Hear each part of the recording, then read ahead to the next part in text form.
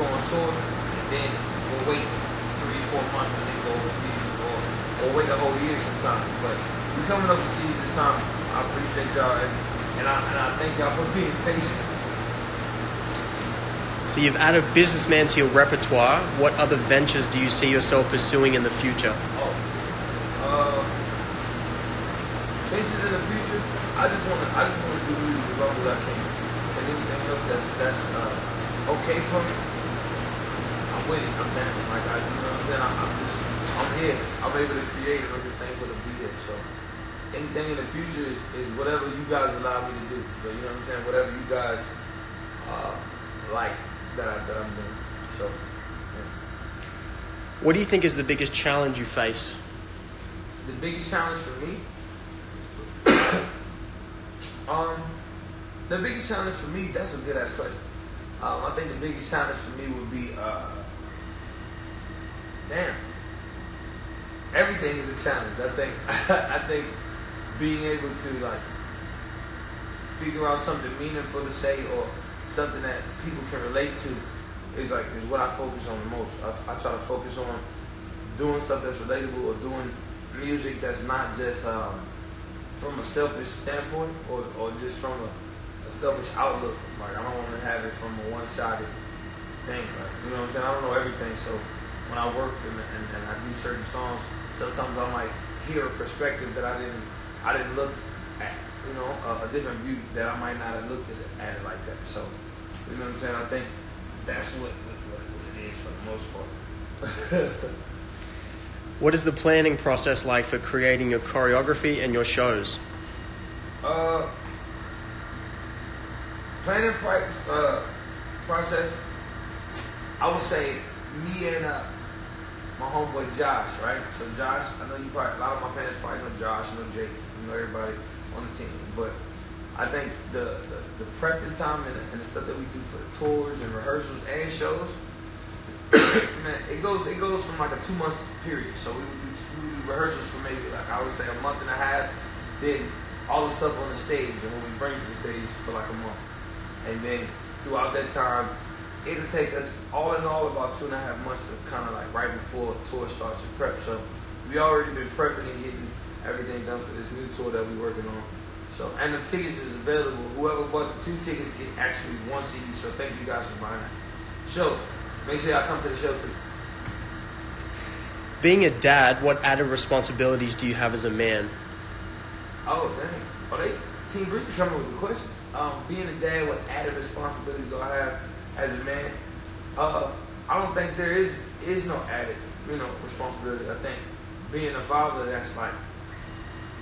that's a good responsibility to me. I feel like if you're able to make a child, like I feel like the responsibility and the job is what the job is looking for. So I think for me it's no added responsibility. I just think it's a responsibility that we're already kind of like privy to. It's more of a privilege.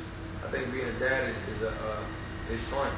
I still try to catch myself and stop being a little kid, but you know what I'm saying. But it's fun. I don't feel like it's an actual added responsibility. For me, it's more of a. It's just what it is. You either a dad or you're not. So. Do you have any plans to get back into acting in movies or television? Movies, television, acting. I definitely want to get back into TeamBreezy. I know y'all want to see me on like the big screen and different things. I've been working like real. I'm really quiet and low key, but I've been working on a lot of film and television stuff. Behind the scenes. So it's not as I didn't want to be out there like, look, check out this coming, and then it don't come out. So I wanted to make sure everything I'm doing is right. So we got a lot of film and television stuff. So. What sparked your interest in learning more about spirituality and enlightenment? What sparked my interest about spirituality and enlightenment? I mean, I figured that, I'm not saying I was bored, I just figured my mind wanted to learn more. I figured like spirituality is something that we all kind of feel and we all kind of have, but it doesn't have to be a fine print. It don't have to be a book you read or something that people force you to go and learn about. Like, you find it on your own, and once one certain thing like attract you, whether it be astronomy, whether it be like, you know, just knowing your, like if you're a historian or whatever you want to be, like I feel like for me it's easier to connect with whatever your spiritual side, because there's no boundaries, there's no guideline, there's no rule book. Like, you know what I'm saying? You don't have to. You know what I'm saying? You can find yourself, or you can be looking for yourself your whole life. But I think with this album, shit, I'm 30 now, y'all. So with this album, it's more like what's inside instead of like what's on the surface. You know? How does it make you feel to be one of the youngest artists to own all of your master recordings? Wow. For me, how I feel owning my masters, I kind of like, it's dope, it's new. I'm young to be able to do it, but I'm also just mindful and very careful, because without going into crazy detail, I'm just more mindful because I'm a young black man, and you know, I didn't have hiccups in my past.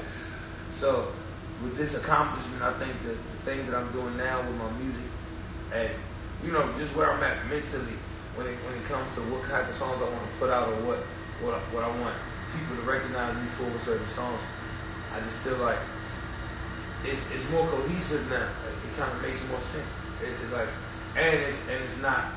It's what I'm here to do. Like, I'm not here to make the headlines. I'm here to make the good headlines, the music headlines. So, how do you stay positive? Good fucking question. How do I stay positive? Man, you gotta stay positive. You know what I'm saying? A lot of us, if you ever been through shit, you know that you're going. Most of the time, people stay up or during their day, they don't have, or during their week, they don't have 4 days that they're completely happy. You know what I'm saying? So I think I focused on the things that I do have, and I focused on the fans that I have, and also just what makes me happy, music, man. I think music in itself, single-handedly, I can say has saved my life multiple times. But you know, also too, I got a cheat code because I got my daughter, so I can look at her and then like all the problems ain't as bad anymore. So that's cheating though. That's not fair. What is your method in painting and creating your canvas art, and who are some of your biggest artistic inspirations? A lot of my core fans know who my artistic inspirations are. I think what I would say to people who like my art and kind of act like, man, how did he do it? Trial and error. Man, it's trial and error. You go and paint, you can go get a canvas or a piece of paper, and it could be totally shit to you. You could be just doing whatever, and it doesn't come out. But somebody else can see it, and their perception of whatever you made is totally different. It works like that with music. It works like that with anything.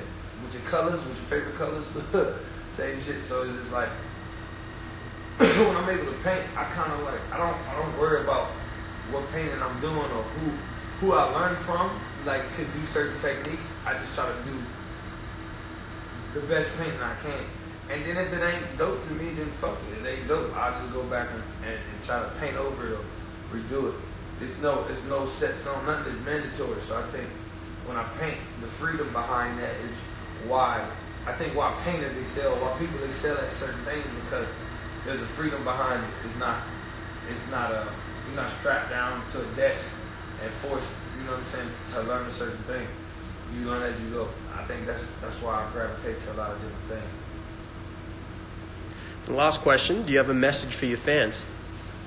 Yeah, message to my fans. Obviously, be go get the album. I know y'all listening to it, keep streaming it. But the one part of the message that I would have is just to say, I wouldn't even have a message like a PSA. I would just have a thank you. Like, I would just say thank you guys continuously, because I don't go to the, what is it, the generic shit. I'm not gonna do it. It's not cliche. I don't try to do stuff that's cliche. And a lot of the times I'll withdraw from being exposed or going to interviews and saying certain things because they're not giving my fans, or they're not gonna give y'all a Q&A. You know what I'm saying? They're not gonna give you something that's directly for y'all, and y'all feel like I'm talking to you. It's always something that I'm kind of trying to dig myself out of the hole from. So, you know what I'm saying? The message to my fans is thank you guys for all these fucking years that y'all support. And, you know what I'm saying? Rocking to my music, man. I ain't an old man yet, but when I start feeling it, I'll let y'all know. This is my first time on live. Album out. I set this shit up like it was a press conference. But I just want to thank y'all, man. I love y'all. Play the album. Give me y'all feedback. Y'all can at me and all that stuff. Tell me what songs y'all favorite. What songs y'all want videos to. And we got that game tomorrow. Ace Family. It's gonna be crazy. You know we can win though, right? I'm just letting you say. I'm letting him, do his thing, but we can bust that ass tomorrow. Alright, so I just want to tell y'all thank you. I love y'all. This is my first live, so hopefully it ain't my last. I know y'all be like, he wasn't on there that long. Fuck that. I was on here long enough. I love y'all. Thank you so much for all y'all support. Indigo album out. And man, all the people posting it, all the videos y'all doing. I see all that shit. It's me posting y'all when I repost. So don't think it's like no hub or no label. I'm getting back to my video games, man. I love y'all.